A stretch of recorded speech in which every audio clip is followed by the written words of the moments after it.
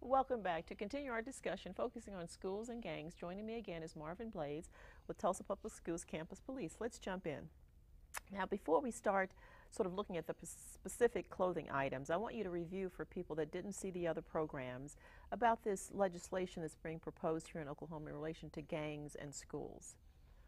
There's for lack of a better word, a drive through our legislature to push through laws that will allow teachers and educators to get involved in notifying the police who is and who is not a gang member.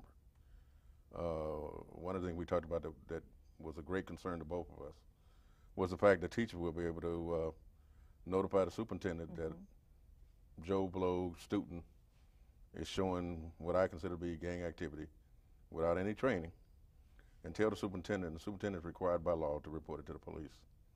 And this starts part of our certification process.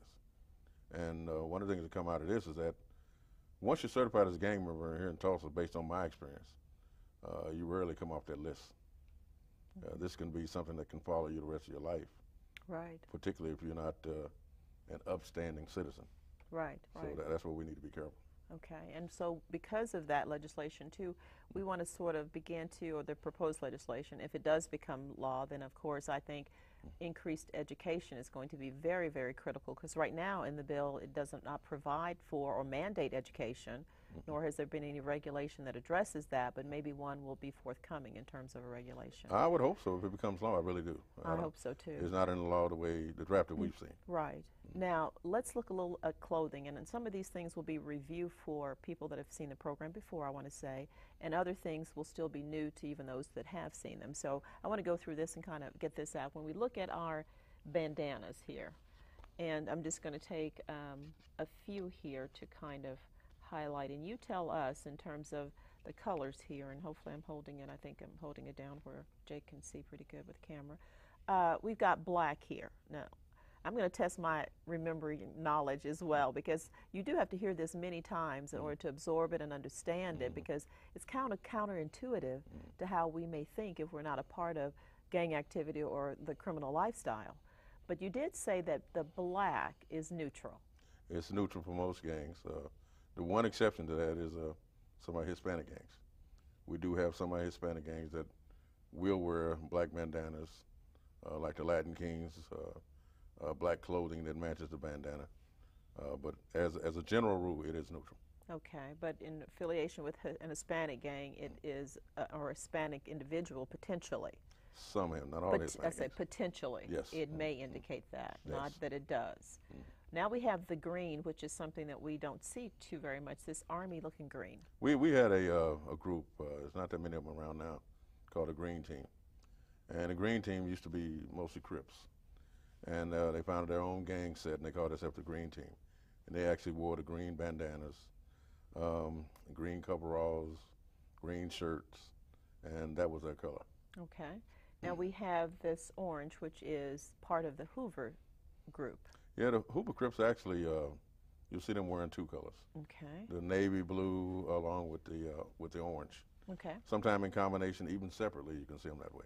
Okay, so with the navy blue combination or separate with that. Okay, Yes. let's look at these other colors here. Now we have, let me line them up here. We've got white. Is white considered neutral? White is basically too? neutral. Yes. Okay, but do you have some white supremacist groups wearing We do have or? white supremacy, and we had a group calling themselves the Hammer Skins. It's a skinhead group. We do have some local ones, but out of Texas, and a lot of them guys actually sported white bandanas around their faces, white bandanas hanging out of their back pockets. So that particular group is important to them, mainly because of the race thing. Okay, all right. Now pink. We don't see very much pink, do we? I mean, what is pink? Well, some of you people that love hip hop music, we had one rapper when he got out of prison. He formed his own, called the G Unit, and we had a group here called themselves the G Unit, and they wore pink. Okay. So that's where that came from. Okay, and that would be something you might not tend to pick up on, being pink. You know that it could potentially indicate gang activity. What about this yellow? Well, yellow, you're going to see, uh, if we went to Dallas, Texas today, where here they wear the orange and blue, Hmm. we're going to see the gold or the yellow and blue in Dallas with the Hoover Crips. See, they're not wearing the orange, they're wearing the yellow or the gold and orange. Does that Down in Dallas. indicate that they're in a different part of the country? That- Like, say, that- one from Texas and one from Only Oklahoma? for that city. Only for Because that you can go city. to another city and they're still wearing the orange. Or you can go to California, they're wearing the orange. So in that particular area of Dallas, Hoover Crips were actually wearing that particular color. Okay. And this is something that all of the other Hoover Crips would know is sort of a variation, and that becomes okay. And they would, because there are going to be some, beside the colors, you also got to look for other things. Okay. You know, the hand signs, the graffiti. And when you put all those together, it gives you an idea of what they're doing. Okay. Now show us some of the hand signs, because if we're talking about Hoover Crips, are there hand signs that indicate that they are Hoover Crips? Let's review that for Hoover's, people. you know, all you're going to see, this is a H Okay. for Hoover. Okay. And then the C is for Crip. You can see a C here. They'll bring it up here, or you'll see it out here. Or you can see they'll roll it up here, where you Okay. see 107, 107 Hoover Crips. Okay. They'll see those together. Bloods will do different things. They got one they use all the time, and if you can make it out, you're better than I am. But you'll see this is a BLOOD, and if you can make that out, you're better than I am. But it's Wow. blood. But that's what that means. Yeah, it's blood. You'll see that. Okay. And you got our neighborhoods, neighborhood Crips. Bloods are different because they use the B for blood. They drop it down here as Piru. Piru, and they're interchangeable. There's a street in California called the Piru Streets. Allegedly, that's where they originally formed.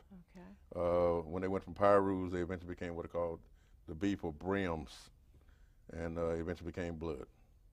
Okay. And then we got the red mobs, and we can go on and on and on. Okay, so understanding those signs can be important too. Mhm. Let's go through a couple of these are review, but people that didn't see them. Now this is red, so this is a blood, but it has an M on it. Well, we also got a Hispanic gang that has an alliance with the Bloods, and the M means Mexican when they wear it. Okay, all For right. the 13th letter of the alphabet. Okay, now this is black, but I think it's black. Yes. Yes, but it's got here an N on it. For The neighborhood. neighborhood Neighborhood Crip. Crips. Okay, for that one. Now here's the P. Is that the Pyros? Yeah, for the that Pyros. that you were talking about? Yes. Okay, so you may see that. And then these other colors, in terms of just these particular colors, are just, once again, there's nothing on it, but it's signifying what type of group they're a part of. Well, see, generally, you're not going to see those this- by themselves. You won't see it by them. Okay. You'll see the cap, maybe with a shirt, the cap with a pants, cap with a bandana, caps with a hoodie, so in combination, they'll tell you what they're doing. Okay, so the cap usually is combined with some other form of dress in Correct. terms of what they're having. Correct. Now, what is this purple? Because here's a purple. We've not looked at this before. What does purple mean? Purple, we got a street called the Grape Streets. And the Grape Street gang is out of California originally, Okay. but we do have some here in Tulsa. Okay, all righty.